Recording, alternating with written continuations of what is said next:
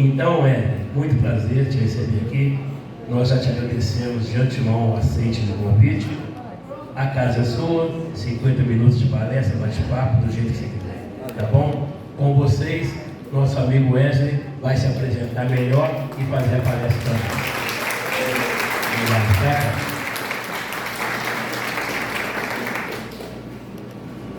Não esqueçam do celular desligado ou no silencioso.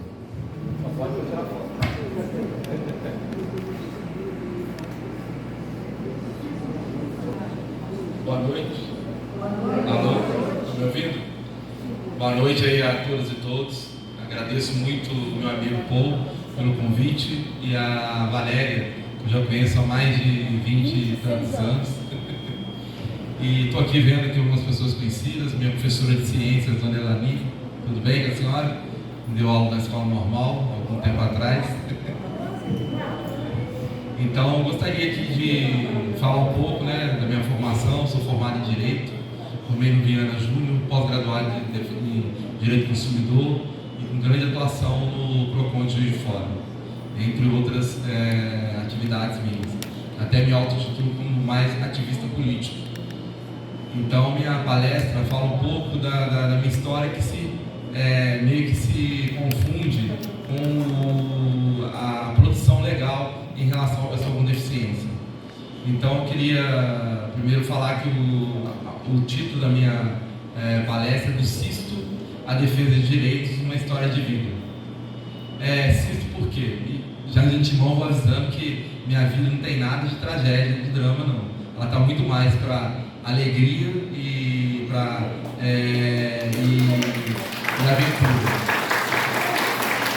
Então, não vou fazer ninguém chorar, não, pode deixar. Só se for de muito rir. Então, Cisto defende direitos. O cisto, não sei, as mulheres aí sabem que é uma má formação que ocorre no ovário. E foi com isso que eu fui confundido.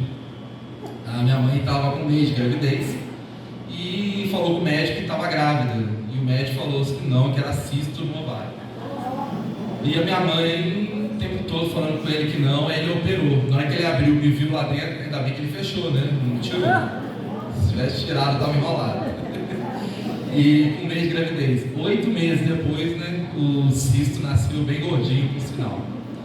A minha mãe, a princípio, ela ficou 3 dias sem poder me ver, porque ninguém queria me apresentar a ela. E o médico e uma enfermeira que estava de plantão um dia falou assim: meu filho está bem, faleceu, o que aconteceu com ele? Não, ele está bem sim, ele só nasceu com uns probleminhas, nada grave, com uns probleminhas de leve. Aí minha amiga me viu o meu rosto todo estranho, mas na verdade ela estava sugestionada, a verificar a deficiência no rosto. Aí quando ela viu que era no braço, ela, tá bom, é meu filho. E o médico, para tentar apagar o erro dele, o tempo todo tentou me tirar dela, dizendo que ia cuidar de mim. Provavelmente não, queria apagar o erro que ele realmente cometeu. E minha mãe falou que não sei o quê. E no início, eu nasci em junho, ainda bem que estava frio, porque ela me enrolava todo e não deixava ninguém ver. É o tempo mesmo que as mulheres têm quando tem uma pessoa com deficiência, de entender qual que é a situação, o que está acontecendo. Até para me proteger, ela me escondia, me abraçava todo e não deixava ninguém ver. Até que um dia ela abriu a manta e falou assim: não, ele é meu filho e ele vai ser exposto, vai viver da melhor forma que ele puder. E assim foi, desde o início.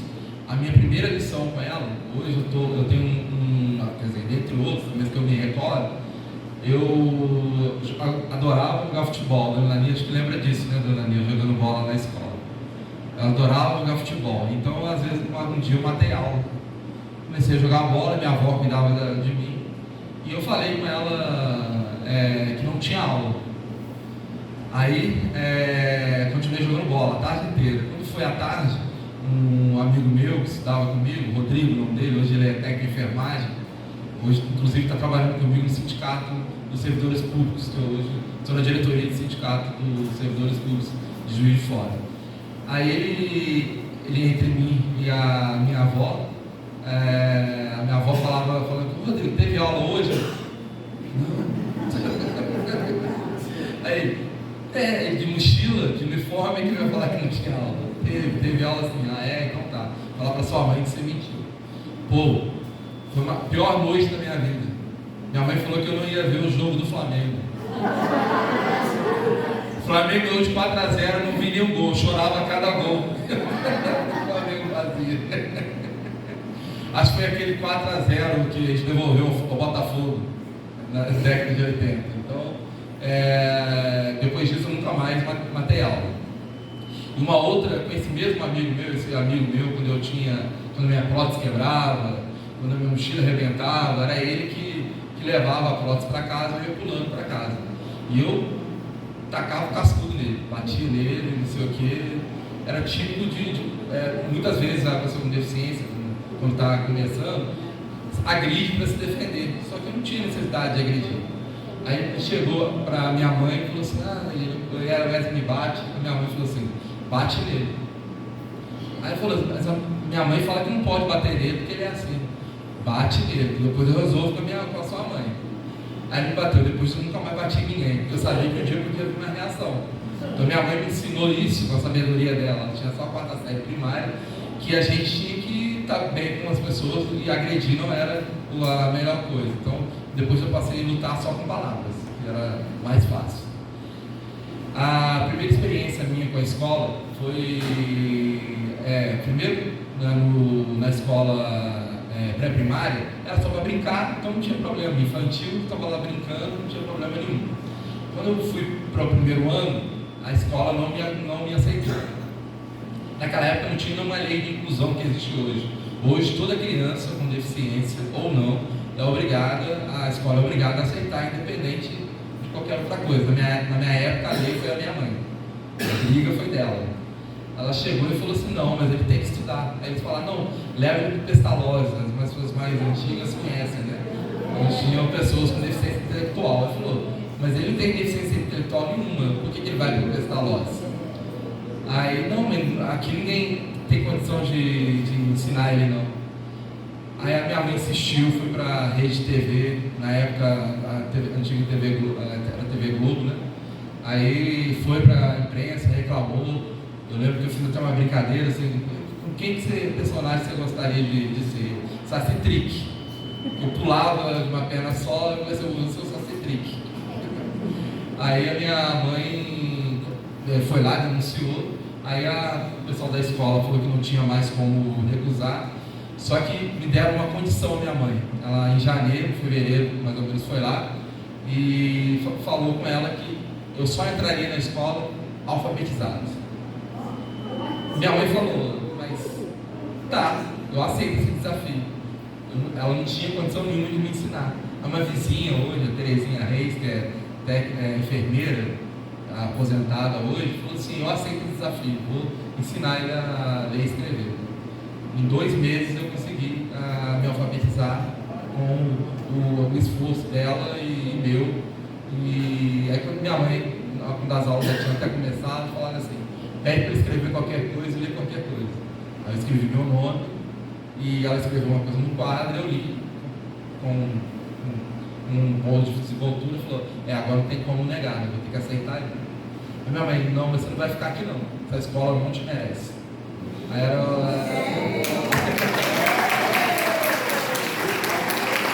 mandou para ele que podia, que era a escola que ela realmente estudou, e lá eu fui eu desenvolvi lá, e posteriormente eu fiz aquele vestibular para entrar no 5ª série, antigamente para exame admissional, né?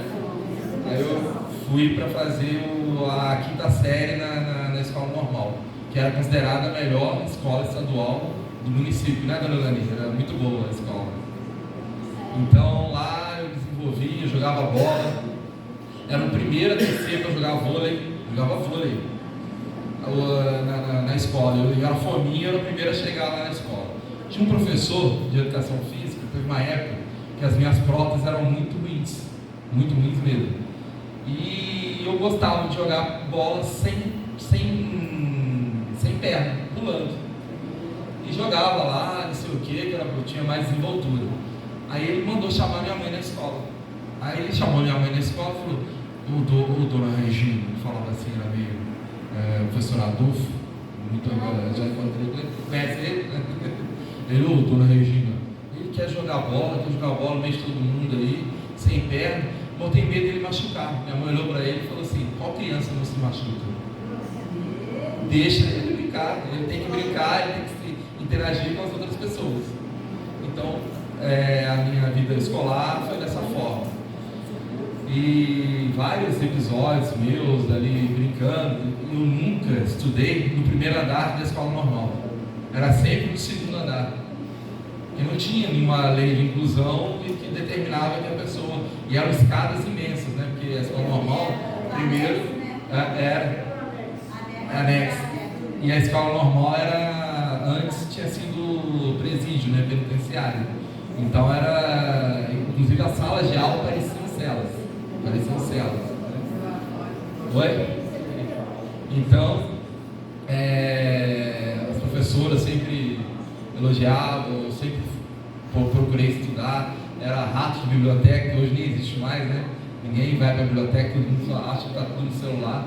Mal sabem eles que o legal é você ler um livro e ler de forma bem artesanal. Então, inclusive eu tenho 2 enteados e tenho uma filha, e a minha filha, graças a Deus, herdou o gosto da leitura. Então ela lê mais de 3 livros por mês. Se deixar, ela devora livros. Então, na escola, o tempo todo, tentava interagir com todo mundo, era cobrado, e eu era atentado, aqueles alunos que gostavam mesmo de... Minha mãe foi chamada na escola umas 2 ou 3 vezes. Uma vez não foi chamada não, porque a professora me salvou, senão eu seria suspenso. Eram coisas bem complicadas mesmo, né? De soltar estalinho no banheiro. Eu jogava pedra na casa dos outros. Aí uma vez o professor disse assim: mas o Wesley não faz isso. Minha mãe falou: faz. Você pode ter certeza que ele faz. Aí minha mãe sempre dava o limite, né? Mas eu sempre fui uma pessoa muito respeitadora. O professor chamava a atenção, a dona Nira é testemunha disso, né? Chamava a atenção, eu abaixava a cabeça, estava errado, não tinha problema nenhum. Nunca fui de desafiar o professor, não. A questão da autoridade sempre respeitei muito. Aí, posterior a isso, né, a minha vida acadêmica terminou no Viana Júnior, onde eu fiz 5 anos de Direito. Meu sonho era fazer Direito. Não fui aprovado na UFJF, acredito eu, por discriminação, porque numa prova de redação, que foi a única prova que eu tirei uma nota baixa, e redação é subjetivo, né? O professor, a minha professora de redação do cursinho, falou que de 30 pontos eu tirava de 25 a 30. Me deram 12 na prova. Talvez a UFJF não queria, não saberia como lidar comigo. Aí eu acabei fazendo Viana à noite. E foi bom para mim, porque eu também precisava estudar, precisava trabalhar, sempre trabalhei. Meu primeiro emprego foi como digitador na fábrica de biscoitos da Croquera. Digitador, exatamente. Eu digitava todas as notas fiscais de compra e venda da Croquera. Então, foi um desafio que eu me impus e nunca tive problema com essa questão, não. E o engraçado é que eram 4 vias. Não sei por cargas d'água, era aqueles formulários contínuos, né?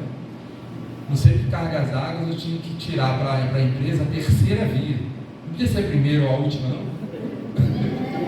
Aí eu tinha que digitar, imprimir, separar as vias, grampear tudo para entregar. Para facilitar, ninguém ajuda, mas quem falou que ia ser fácil, né? E aí na Croquera, a primeira vez que eu tive um problema na escola, no trabalho, eu cheguei atrasado porque eu tinha estudado para a prova. Tinha uma prova até tarde, estudei muito, e eu cheguei atrasado 20 minutos atrasado. Eu perdi o ônibus e acabei chegando atrasado. Aí o meu chefe chegou para mim e falou assim: pode voltar para casa. Eu falei: já que é para voltar para casa, então eu volto, não volto mais. Porque foram 1 ano e meio trabalhando aqui, nunca cheguei cheguei atrasado, a primeira vez que eu chego por um motivo justo, que eu estava estudando, você me... Então, como a minha mãe me ensinou que a escola não me merecia, essa empresa também não me merece. E eu saí sem emprego, sem nada, recebi o segundo desemprego e logo em seguida passei no concurso da prefeitura. Antes trabalhei como porteiro, ali na Barbosa Lima, tinha um prédio ali em frente a um restaurante que tem ali, eu trabalhei lá como porteiro. Trabalhava à noite, aí a síndica gostava muito de mim, mas achava muito inseguro eu trabalhar à noite como porteiro, né? Eu estava à mercê de muita violência, muita coisa, né? Aí ela deu um jeito de mandar o porteiro, que ela não estava gostando da manhã, ir embora, e arrumou o melhor horário para mim. Eu lembro uma história, o porteiro dorme, né? Qual porteiro que não dorme, né? Na faculdade, eram as 3 horas da manhã, eu estava assim, eu queria bem. Aí um músico, que eu esqueço o nome dele, ele morava no 7º andar do prédio, ele chegou, desce de pé, entrou no elevador. Wesley, bom dia. Não pode deixar que eu não vou falar que eu estava dormindo. Aí posteriormente eu passei no concurso da prefeitura, agradeço muito, que eu costumo dizer que a gente é um somatório de oportunidades, de pessoas que somam na nossa vida. E eu estava em casa com a minha mãe, aí um membro da Cidade de São Vicente de Paulo falou assim: ô Regina, que é minha mãe, o Wesley é estudioso, não sei o que, tem concurso agora para a prefeitura, seria bom que ele fizesse. Mas tem ela falou: eu vi, mas tem uma matrícula, não tem uma taxa de inscrição, eu não tenho como pagar essa taxa de inscrição. Nossa, a Cidade de São Vicente de Paulo vai doar essa taxa de inscrição para ele, porque nós temos certeza que ele vai passar. Dito e feito, eu passei no concurso, estou na prefeitura há 26 anos, o ano que vem faço 27 anos de prefeitura.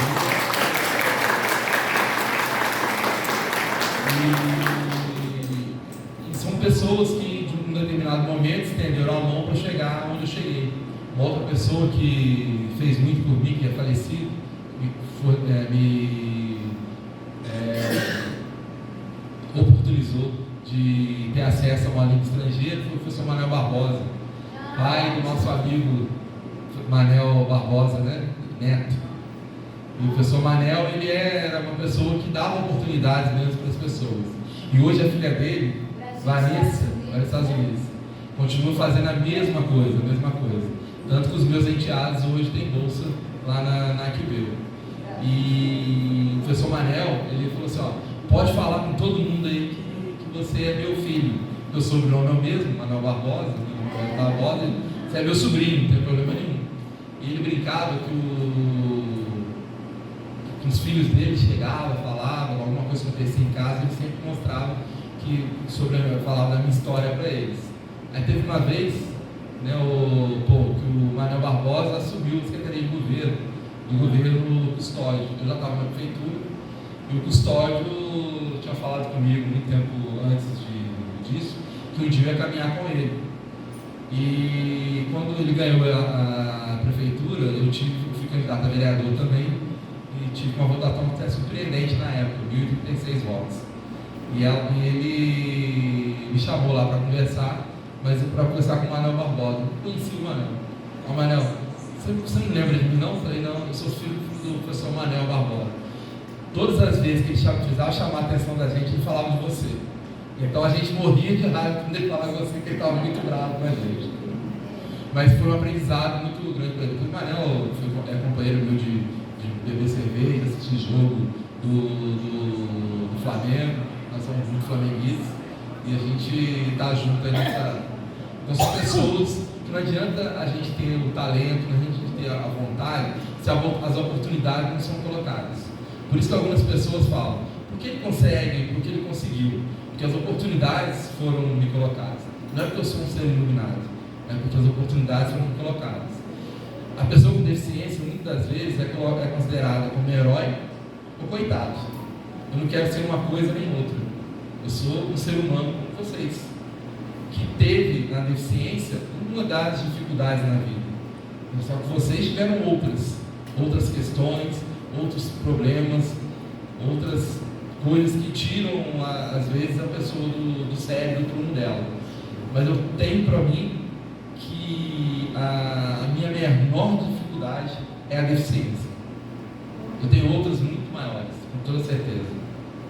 Né? E às vezes o olhar de uma pessoa, de acordo com a minha deficiência, é muito mais dolorido que a própria deficiência em si. E uma coisa que eu costumo dizer, que eu nunca me senti discriminado, eu nunca me deixei ser discriminado, mas por causa da mãe que eu tive. Por isso que quando eu me formei, aquele texto que a gente produz no Automatura, eu cunhei uma frase que eu uso até hoje. A minha mãe é a razão de tudo que eu sou e ainda serei. E ela é mesmo.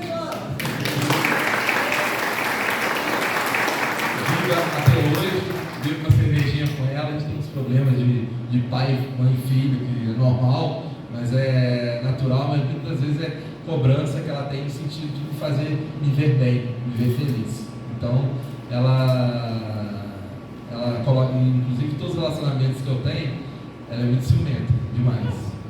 Acho que mãe de filho é ciumenta mesmo, né? Independente de ter deficiência ou não. E ela, aí toda vez que alguma namorada minha fala assim: como é que eu agrado a sua mãe? Me agrade. Se você me agradar, você está agradando a ela. Então não se preocupa com isso não. Então eu tive alguns relacionamentos, tenho uma filha, não sou casado com a mãe da minha filha, e estou em outro relacionamento agora. E as dificuldades naturais de um relacionamento vou convivendo. E sou de frequentar bar, sou de frequentar Maracanã. Aquela dificuldade de chegar no Maracanã. Oi? Dançar rock. Agora eu também internado, ainda dá para dançar um pouquinho. Assistir o Negão no Maracanã. Apesar daquelas dificuldades de chegar até lá, né? A gente sempre ganha lá, chega lá. Então é isso, gente. Minha fala, não sei se ainda estou com tempo, mas eu queria deixar a oportunidade para vocês também me perguntarem, se quiserem perguntar. E uma mensagem que eu gosto de deixar sempre é que nada é impossível. Nada. Obstáculos a gente vai ter sempre obstáculos vão acontecer. Mas além dos seus familiares, das pessoas, eu acredito muito, apesar de não ser religioso, que existe um Deus que nos guia. E é Ele que nos dá a força para que a gente possa vencer todos esses obstáculos. E Ele coloca na nossa vida pessoas que nos empurram, mas também pessoas que nos testam. Que amigo, né, aquele que sempre fala sim o tempo todo. Muitas vezes, amigo corrige seu rumo. Corrige algumas questões que podem estar acontecendo na sua vida que você não percebe. Ontem mesmo, dois primos foram lá em casa para conversar, de repente começou a falar uma coisa e falou: isso não está errado, tá bom não, vamos melhorar essas coisas aí. Então são situações, e primos são os primeiros amigos nossos, né? E alguns primos são mais do que irmão, apesar de eu ter uma irmã maravilhosa, né? Um fato muito interessante da minha vida, que o médico da minha mãe falou que ela não teria nenhum filho, que todos os filhos que ela tivesse teriam deficiência. Então ele deu para minha mãe durante 2 anos, 1 ano e pouco, anticoncepcional, para que ela não engravidasse mais. Minha mãe falou: não, eu quero provar para esse médico que eu estava certo e ele errado. Ela teve uma filha, a Valéria conhece ela, a dona Lani também deu aula para ela, sem qualquer deficiência. Se bem que uma pessoa que faz engenharia elétrica e mestrado na área e está fazendo doutorado, muito normal, não é? Muito normal, não é? Então, e hoje ela é coordenadora do curso de eletromecânica do Cefet Maracanã. Minha mãe, ela, apesar das dificuldades dela, tanto financeiras, mãe solo, porque ela se separou do meu pai, ela tinha 5 anos, por violência doméstica. Ela se separou dele quando eu tinha 5 anos, eu lembro da cena até hoje, e que ela falou que se ele agredisse, ela saía de casa. No dia seguinte ela foi embora, nunca mais voltou. E meu pai depois faleceu depois de um tempo. E ela, apesar de toda essa dificuldade, formou duas pessoas, né, honradas, duas pessoas que colocaram no estudo e na instrução o mote da sua vida, apesar da família inteira dizer que pobre não podia estudar. Minha mãe falava, não, pobre tem que estudar sim, porque é a única forma que ele tem de vencer esse obstáculo da pobreza, entendeu? Eu não quero que meu filho, e várias pessoas perguntam para mim, por que eu não sou aposentado como eu me aposentei na idade que eu fiz?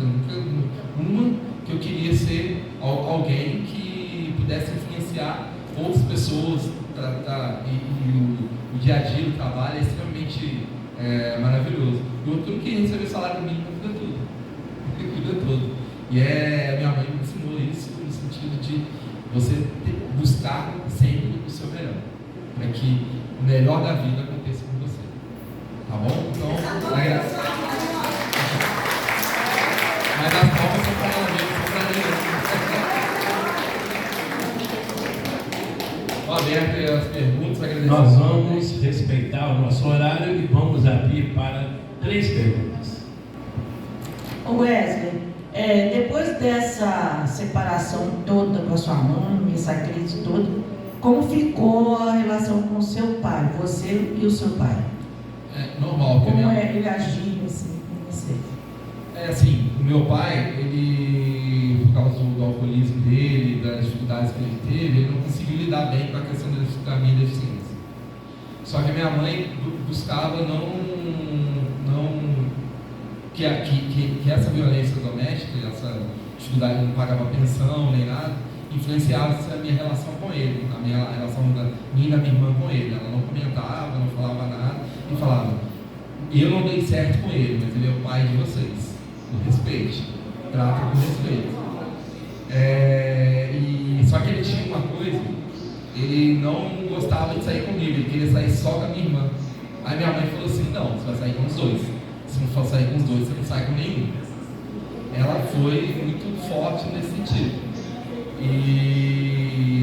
Mas muito pelo contrário, hoje, todo dia 19 de março, que é dia de São José, meu pai se chama José, eu faço uma homenagem a ele, porque apesar disso, ele sempre foi muito carinhoso conosco, no sentido de estar sempre. Só que minha mãe nunca permitiu que a gente visse esse outro lado dele.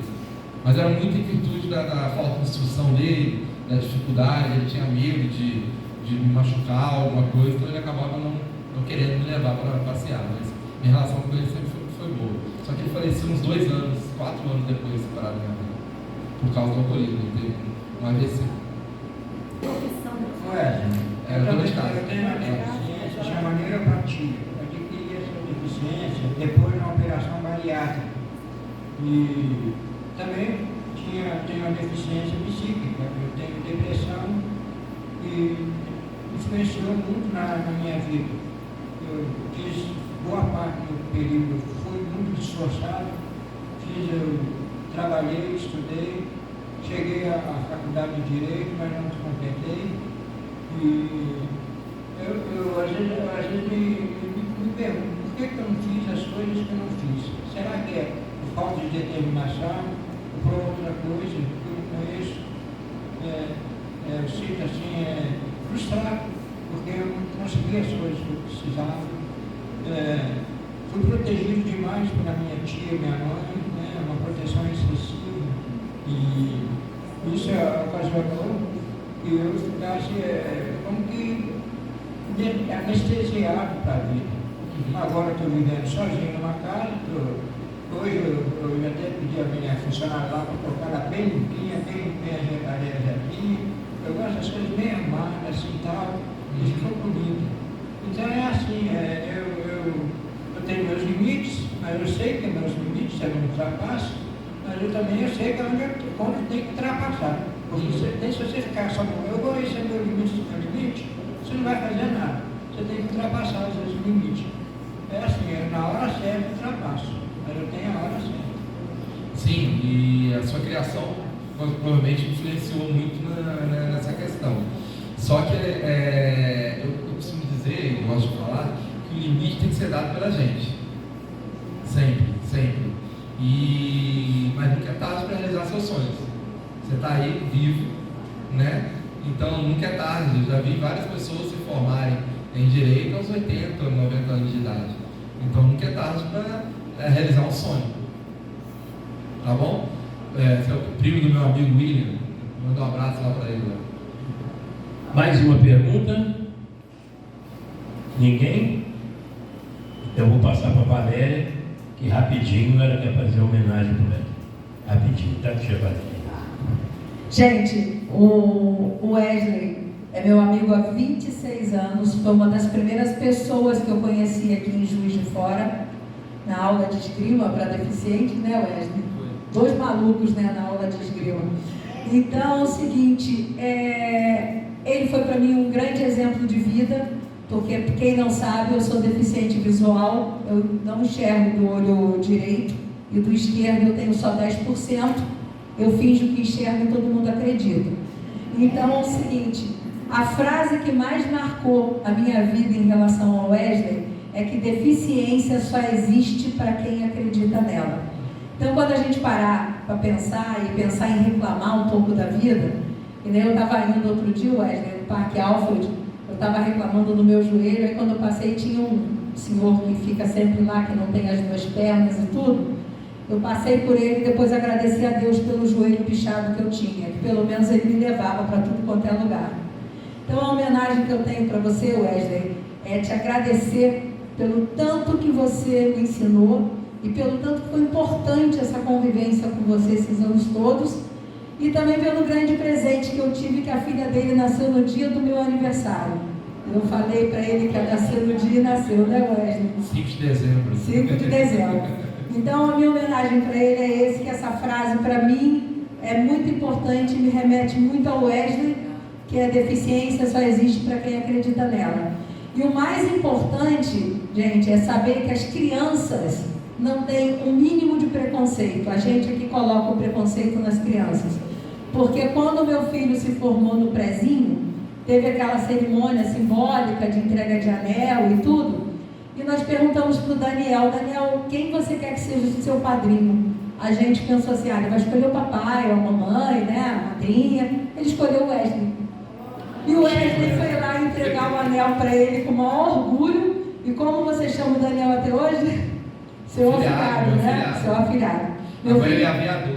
Ele é piloto na Amazônia e ele trabalha numa UTI aérea. E ele tem um enorme carinho pelo Wesley, e é isso que eu falo para vocês. Então vamos incentivar as crianças, que as crianças não têm nenhum tipo de preconceito. Quem coloca são os adultos. Gente, então acreditem nisso. Deficiência só existe para quem acredita nela, tá? Meu amigo, você mora no meu coração, viu?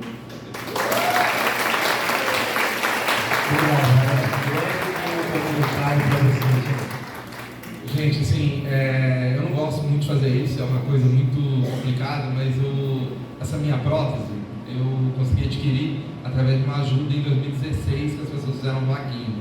E o joelho estava ruim de novo. E eu estou fazendo uma campanha pela internet para poder arrecadar recursos, que ela custa, só o joelho e a parte do pé, custa R$10.600. Então eu não tenho condições. Então tem uma vaquinha rolando, né? E o Pix é o meu e-mail, se puder contribuir, tá bom? É wbarjf@gmail.com, tá bom? Eu vou passar para você, Vai passar tá bom? depois, tá bom? Eu passo no grupo para vocês. Desculpa fazer isso, mas a minha perna está me jogando no chão, eu estou machucando, então um pedido aí, se vocês puderem contribuir, tá bom? Ou compartilhar a campanha. Obrigado. Muito obrigado. Nossa,